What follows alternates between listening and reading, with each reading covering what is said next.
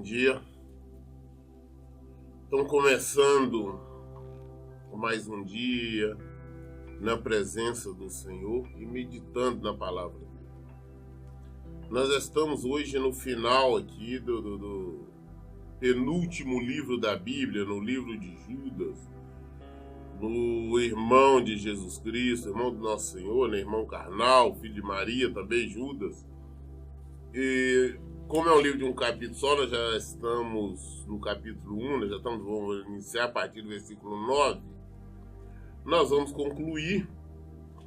E antes de nós entrarmos no livro de Apocalipse, eu quero deixar mais para o final do ano, nós vamos retornar, nós não lemos, nós vamos meditar no Evangelho de Marcos. Mas, bom, muito bem. Judas capítulo 1, né? Claro, capítulo único, versículo 9. No entanto, nem mesmo o arcanjo Miguel, quando argumentava com o diabo e batalhava a respeito do corpo de Moisés, se atreveu a fazer qualquer acusação injuriosa contra o inimigo, limitando-se a declarar: o Senhor te repreenda. Eu tenho observado muitas vezes pessoas falarem contra os próprios demônios, o diabo, mesmo de uma forma arrogante, como se ele tivesse poder ou autoridade. Nós sabemos que o nosso adversário é o diabo, é o demônio, mas nós não podemos ser arrogantes com ninguém. A arrogância, a soberba é um perigo. Faz com que as pessoas caiam. Aqui nós estamos vendo, Judas está falando que nem mesmo o arcanjo Miguel, ou seja, um anjo, Miguel, quando ele discutia, ele contendia, ele argumentava com o diabo, porque o diabo ele queria o corpo de Moisés. E o corpo de Moisés, depois que ele faleceu, foi escondido, prova tal que todas aquelas pessoas bíblicas faleceram, existe o cemitério, as covas delas, né, em Israel. Mas Moisés não, porque Deus o escondeu. Qual o motivo? Porque Moisés tinha matado um egípcio. Sem ordem de Deus, sem autorização de Deus, e por esse motivo, por causa deste assassinato, o diabo entendeu que tinha direito sobre ele, porque ele tinha cometido um homicídio. Mas Deus não permitiu que o diabo sequer se apoderasse do corpo dele. Então escondeu. E depois, então, o diabo pleiteando, querendo o corpo de Moisés, discutindo, então, com o anjo Miguel. O anjo Miguel não ofendeu, não xingou, não fez nada. Ele simplesmente disse: o Senhor te repreenda. Ou seja, o Senhor vai te repreender, eu não vou entrar nessa confusão. É você e Deus. Mas, às vezes, nós nos levantamos como sendo alguma coisa. Nós brigamos, ofendemos, falando qualquer coisa a respeito do diabo, mas o correto é nós deixarmos na mão do Senhor. O Senhor te repreenda. Está repreendido em nome de Jesus. É isso que nós temos que fazer. Repetindo, no entanto, nem mesmo o arcanjo Miguel, quando argumentava com o diabo e batalhava a respeito do corpo de Moisés, se atreveu a fazer qualquer acusação injuriosa contra o inimigo, limitando-se a declarar: o Senhor te repreenda. Apesar disto, estes tais levianamente difamam tudo o que não compreendem e se corrompem até nas atitudes mais simples, que aprendem por instinto, como animais irracionais se corrompem. São vários pastores, pregadores, líderes evangélicos, se acham tais. Isso nós vemos, inclusive na televisão, alguns desses que têm programas na televisão, né? Nós vemos a arrogância como falam. como se fosse alguma coisa, se fosse pelo poder deles que estava expulsando o nosso adversário. Mas não, nós temos que entender tudo é do Senhor, é para o Senhor. Nós não temos que mostrar nada disso, nós temos que deixar na mão do Senhor, que quem repreende, o Senhor está repreendido em nome de Jesus e acabou. Ai deles, porque trilharam o caminho de Caim, ávidos pelo lucro, se jogaram no erro de Balaão e foram tragados pela morte na rebelião de Corá. Caim, por inveja, ele matou o irmão porque não ofereceu um culto honesto, decente a Deus. Balaão, aquele profeta desonesto, que o objetivo era somente ganhar dinheiro. Corá se rebelou contra a autoridade de Moisés, querendo ser ele alguma coisa. Então, essas pessoas, estes pregadores que se levantam como sendo alguma coisa, achando que eles podem, através de uma ação, eles podem estar influenciando pessoas até ofertarem mais, a doarem mais, como se eles fossem alguma coisa, se eles tivessem poder. Eles estão pecando, estão errando, estão afastados do Senhor. Estão incorrendo no mesmo erro de Caim, no mesmo erro de Balaão, no mesmo erro de Corá. Essas pessoas participam de vossas reuniões, de vossos cultos e celebrações fraternais, banqueteando-se convosco. Seu menor pudor. Age como pastores, que a si mesmos se apacentam. Vagam como nuvens sem águas, impelidas pelos ventos. São como árvores sem folhas, nem frutos, 2 vezes mortas, arrancadas pela raiz. São como as ondas brávias do mar, espumando suas próprias indecências. Estrelas errantes, para os quais estão preparadas mais densas trevas por toda a eternidade. Então nós sabemos quais que serão o fim, ou qual será o fim dessas pessoas, desses que dizem são pastores, mas estão apacentando, cuidando deles mesmos. Mas como nós acabamos de ver, não precisa maiores explicações, são pessoas mortas espiritualmente, só isso. Ora, quanto a esses, que Enoque, o 7º, a partir de Adão, profetizou. Enoque foi aquele que foi arrebatado em vida. Só houve 2 pessoas em toda a Bíblia que foi arrebatado em vida, que não passou pela morte. Enoque, o 7º, como nós lemos lá em Gênesis, e também Elias, o profeta, que foi tomado em vida também quando ele estava junto com Eliseu.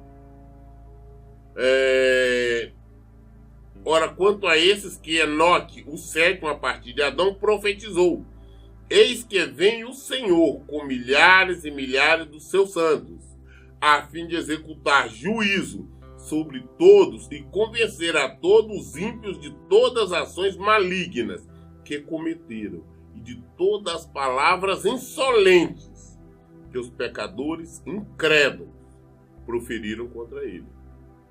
Tais pessoas vivem murmurando, se queixando, dominados pelos seus próprios desejos impuros. Sua boca proclama arrogância e usa de adulação para conquistar os seus objetivos. Como eu disse, são arrogantes, são soberbos. E usa de palavras de adulações para manter fiéis, para aumentar o número de fiéis, de rebanho, e assim poderem aumentar o número de arrecadação, pedir mais oferta, dízimo, e assim eles crescerem financeiramente. São nuvens vazias. Vós, entretanto, os amados, lembrai-vos das palavras anteriormente proferidas pelos apóstolos do nosso Senhor Jesus Cristo, aos quais vos alertava. Nos últimos tempos haverá zombadores que seguirão as suas próprias e ímpias vontades. Judas fala, lembra das palavras de Jesus Cristo, lembra da palavra dos apóstolos de Jesus Cristo, que todos eles já alertavam que nos últimos tempos ia acontecer esse tipo de pessoas. Então não é anormal hoje, quando nós nos deparamos, nós encontramos nos templos, nas ruas, nas praças, pessoas que se dizem sacerdotes, pastores, pregadores itinerantes, mas com uma pregação totalmente contrária à palavra de Deus. São arrogantes, são soberbos, são mentirosos, são bajuladores, são estelionatários. Estes são pessoas mortas espiritualmente. E não é normal, porque já estava previsto que eles iriam, que assim iria proceder.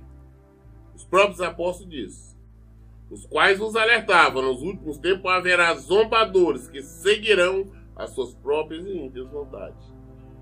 Estes são os mesmos que provocam divisões entre vós, os quais são dominados pelas paixões de suas próprias almas, e não têm o Espírito, que é o Espírito Santo de Deus. Vós, porém, amados, edificai-vos na santíssima fé que tendes, orando no Espírito Santo. Conservai-vos no amor de Deus, aguardando confiadamente a misericórdia do Senhor, do nosso Senhor Jesus Cristo, para a vida eterna. E demonstrai compaixão para com alguns que não possuem essa certeza. Assim como salvai a outros, arrebatando-os do fogo, e a outros ainda ajudai com misericórdia e temor, repugnando até a roupa contaminada pela carne. Nós temos que procurar viver o Evangelho de Jesus Cristo. Praticar o Evangelho de Jesus Cristo. Mas fugir dos falsos, dos mentirosos, dos hipócritas.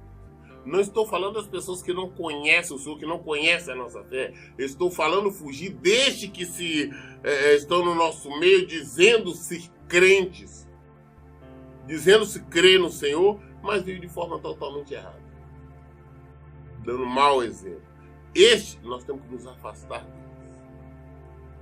Aquele que é poderoso para vos impedir de cair, para vos apresentar sem mácula e com grande júbilo perante a sua glória.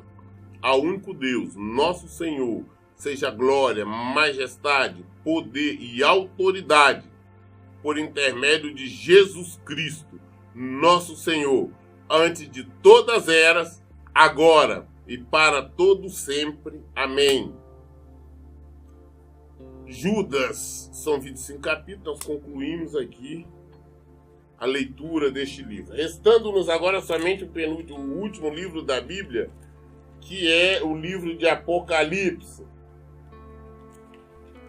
Mas eu vou deixar isso aqui mais para o final, vamos retornar, porque nós deixamos para trás ainda 3 evangelhos: Marcos, Lucas e João. Lemos somente Mateus. Então nós vamos retornar agora ao Evangelho de Marcos, para nós não deixarmos nada para trás, vamos concluirmos. Sendo vontade, só vamos concluir a leitura do Novo Testamento este ano, mas vamos concluir ela toda, sem deixar nada para trás. Então nós vamos voltar aqui agora no livro de Marcos, no capítulo 1. Marcos é o segundo evangelho, capítulo 1. Princípio do Evangelho de Jesus Cristo, Filho de Deus. Conforme está escrito no livro do profeta Isaías: Eis que envio o meu mensageiro diante de ti, a fim de preparar o teu caminho, voz do que clama no deserto. Preparai o caminho do Senhor, tornai retas suas veredas. E foi assim que chegou João batizando no deserto e pregando um batismo de arrependimento para o perdão dos pecados. Marcos, né? O nome dele também era João, é João Marcos. o nome do autor desse evangelho. E ele começa dizendo no princípio, né, a respeito do evangelho de Jesus Cristo, Filho de Deus.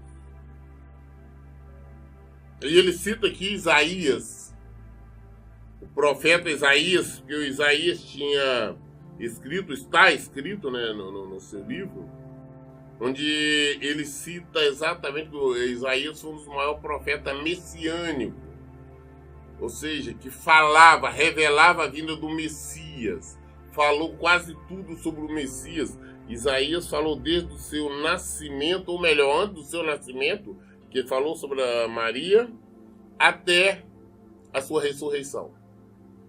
Isso nós estamos falando de aproximadamente 700 anos antes da vinda de Cristo. Já estava tudo profetizado, revelado. Então ele diz, conforme está escrito no livro do profeta Isaías, eis que eu envio o meu mensageiro diante de ti, a fim de preparar o teu caminho, voto que clama no deserto. Quem é que ele enviou hoje para preparar? Foi João Batista. João Batista veio com a função de pregar o arrependimento e batizar. Inclusive, foi ele que batizou o Senhor Jesus Cristo. Jesus teve uma vida normal, comum aos seus 30 anos de idade. João Batista era primo de Jesus, por parte de José. E quando Jesus tinha aproximadamente 30 anos, foi até o Jordão, onde João Batista batizava. E na época João Batista não queria nem mesmo batizar Jesus. Ele falou, não, eu tenho que ser batizado por vós. Jesus falou, não, tem que se cumprir a lei. E Jesus tinha que cumprir a lei. Ele foi batizado, assim como todos nós devemos ser batizados, passar pelas águas. É o batismo, é mandamento, é uma exigência. Conforme está escrito no livro do profeta Isaías, eis que eu envio o meu mensageiro diante de ti, a fim de preparar o teu caminho, voz do que clama no deserto. Preparai o caminho do Senhor, tornai reta as suas veredas. João Batista, a pregação dele era essa, arrependei-vos, arrependei-vos. Arrependimento, conserte os seus caminhos, abandone o pecado. E foi assim que chegou João Batista, batizando no deserto e pregando um batismo de arrependimento para o perdão dos pecados. Vinha encontrar-se com ele pessoas de toda a região da Judéia e todo o povo de Jerusalém, e eram batizados por ele no Rio Jordão, confessando os seus pecados. João vestia tecidos com pelos de camelo, usava ao redor da cintura um cinto de couro e se alimentava de gafanhotos e mel silvestre. Ele tinha uma maneira peculiar de vestir, de trajar. Pelo menos naquela época ele usava uma roupa feita com pelos de camelo, e enquanto todo mundo usava o que chamam de camelo, uma toalha na cintura, um tecido, ele usava um cinto de couro. E também a alimentação dele foi totalmente diferente. Ele se alimentava de gafanhotos e mel. Deve ser horrível, mas era o que ele comia. Esta é a pregação de João. Versículo 7. Qual que era a pregação de João? Depois de mim vem aquele que é mais poderoso do que eu, do qual não sou digno sequer de curvar-me para desamarrar as correias da sua sandália. Falei, olha, agora depois de mim vai vir aquele que é muito maior do que eu, maior do que tudo. Eu não sou digno nem mesmo de amarrar a sandália dele. João Batista reconhecia sua pequenez diante do Senhor. É o que nós temos que reconhecer, que nós não somos nada. Nós somos pequenos, nada diante do Senhor. É isso que nós temos que entender. Quando nós vemos pessoas hoje arrogantes, não porque eu sou, porque eu faço, eu mando, eu determino. Como eu tenho ouvido isso, visto, ultimamente pregadores estão determinando, como se pudesse determinar alguma coisa. Nós somos servos. João Batista, de Jesus mesmo, nós vamos ler sobre isso. Jesus disse a respeito de João Batista, falou, olha, nascido de mulher não teve ninguém maior do que João Batista. Esse que era grande diante do Senhor, ele falou, não sou servo, não sou digno nem mesmo de amarrar a sandália daquele que vem depois de mim. Nós temos que ser humildes, reconhecer a nossa... Não somos nada diante do Senhor.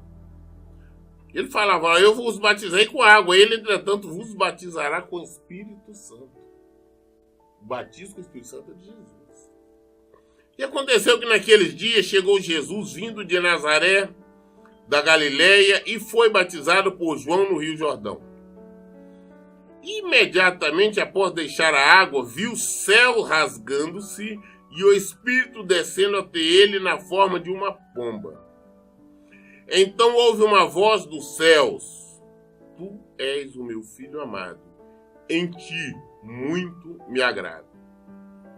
Então, após os dias, um tempo, João Batista teve o privilégio de batizar Jesus.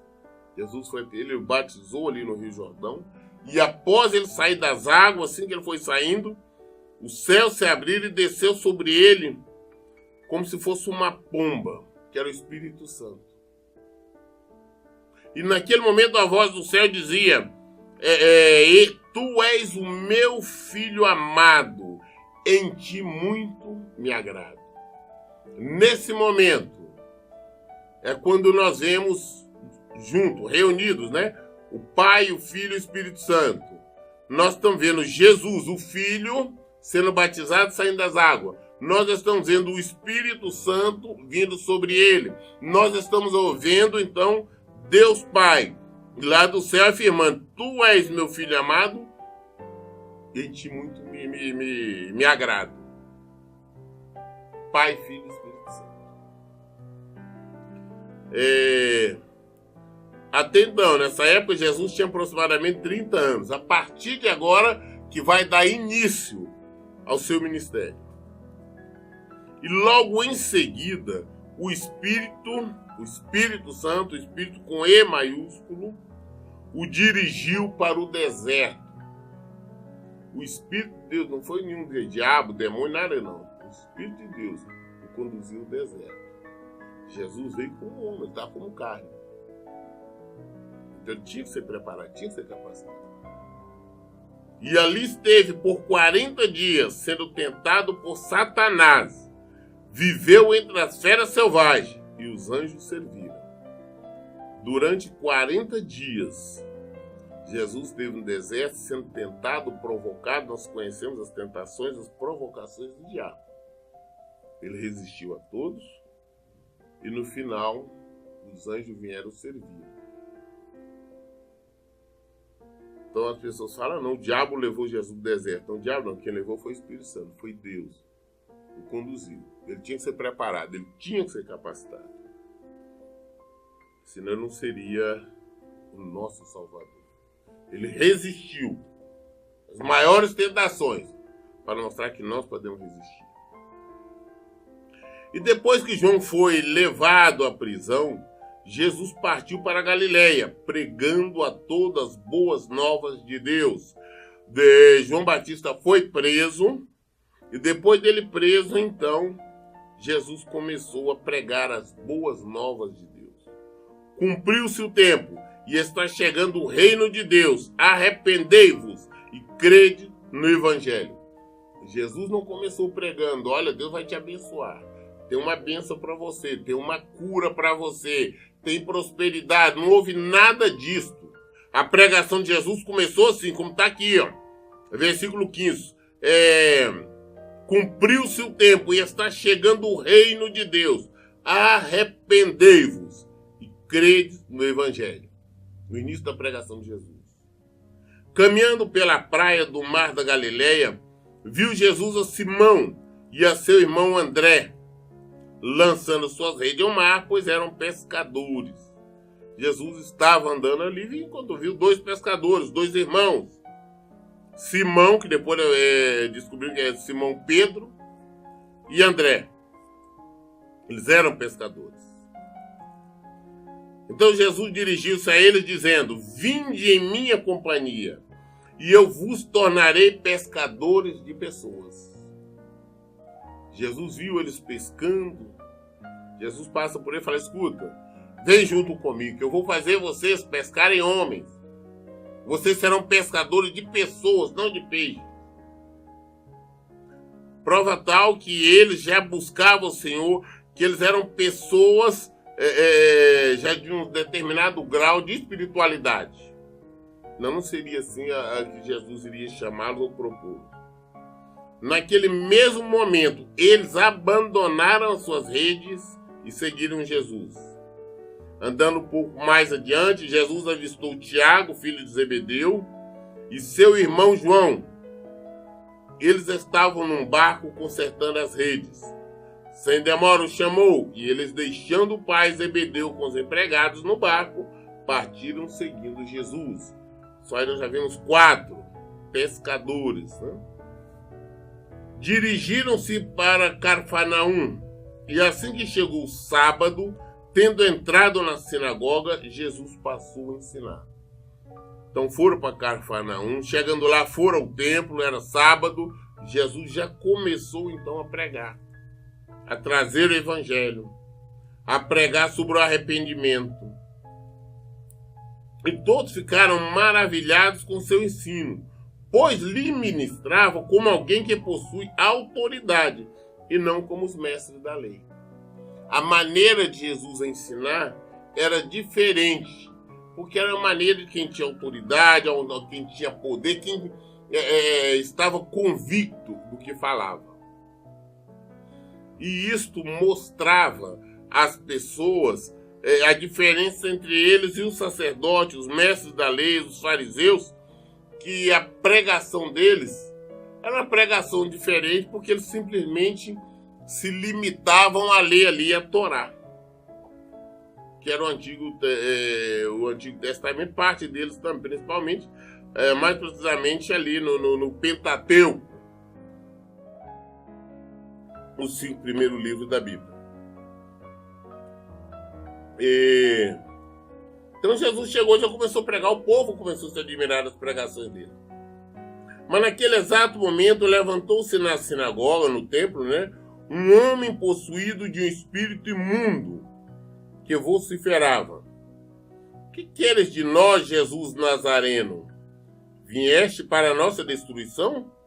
Conheço a ti, sei quem tu és, o Santo de Deus. Então Jesus ali pregando. Quando Jesus estava ali pregando, então, uma pessoa, um homem se levanta possuído por demônio, como nós sempre vemos as pessoas possuídas em alguns templos, e o diabo sabia que era Jesus. O diabo tem conhecimento de tudo o que aconteceu, o que está acontecendo, ele não tem conhecimento do futuro. Então ele te manifesta, ele fala: olha, que você veio para nos destruir? Porque o diabo sabe qual o porquê que Jesus veio. Vieste para nos destruir? Conheço a ti, sei que tu és o Santo de Deus. Eu conheço você, eu sei que tu é o Filho de Deus. O que Jesus fez? Mas Jesus o repreendeu severamente e disse: fica quieto e sai dele. O diabo começou a usar até aquela artimanha: ah, não, eu sei quem é você. Você é o Filho de Deus, né? Se é o amado de Deus, se é uma outra pessoa, até poderia permitir mais que o diabo falasse, para causa da soberba, para estar se exaltando. Mas nós não podemos permitir, não. O diabo vem com esses enganos. Jesus sempre mandou ficar quieto e expulsou. Falei: sai dele. Mas Jesus o repreendeu severamente: fica quieto e sai dele. Então o espírito imundo, sacudindo aquele homem violentamente, e gritando com poderosa voz, saiu dele. Todos ficaram atônitos e assustados e perguntavam uns aos outros: o que é isto? Novo ensinamento? E veja quanta autoridade! Aos espíritos imundos ele dá ordem e eles prontamente lhe obedecem. As pessoas que estavam ali falaram: o que é isso? É um novo ensinamento? O que está acontecendo? Ele fala com autoridade, ele prega com autoridade, ele ministra com autoridade, com poder, e até os espíritos imundos, os demônios se sujeitam a ele. Ele manda os demônios, obedece, ele expulsa os demônios. Assim, rapidamente, as notícias sobre a sua pessoa se espalharam em várias direções e por toda a cidade da Galileia. Então, aconteceu, que todos ficaram sabendo, porque foi divulgado aquilo, como nunca tinha acontecido isso. Ninguém nunca tinha expulsado demônios com tranquilidade com a paz que Jesus expulsou. Então Jesus começou a ganhar fama então em Cafarnaum e em toda Jerusalém. Nós lemos hoje aqui, iniciamos aqui no Evangelho de Marcos, até o versículo 28. Amanhã nós prosseguiremos a partir do versículo 29. Todas as nossas respostas estão na Bíblia. Vamos ler, vamos meditar. Nós podemos às vezes achar alguma divergência entre os evangelhos. Ah não, pastor, no evangelho de Mateus era assim, no evangelho de Marcos assim, de Lucas, de João. Mas o que são os evangelhos? Os evangelhos é o contado por pessoas, mas cada um tem com a sua, aquela sua visão. São os mesmos fatos, narrados às vezes de maneira diferente. Mas que é a palavra de Deus. Deus usou pessoas diferentes. São 4 apóstolos, quer dizer, 3 apóstolos e Lucas, que era um médico, que não foi apóstolo, foi um cientista da época, relatando e escrevendo tudo o que aconteceu. Mas o que às vezes não coincide exatamente para da visão de cada um. Se nós reunirmos hoje 3 ou 4 pessoas para falar sobre o mesmo assunto, o mesmo acontecimento, sempre vai ter alguma discrepância com o que aconteceu. Evangelho de Marcos é o que nós estamos. Amanhã nós daremos prosseguimento a partir do versículo 29. Toda a resposta está na palavra de Deus. Por isso eu digo, leia e pratique a Bíblia. Que Deus abençoe. Um bom dia.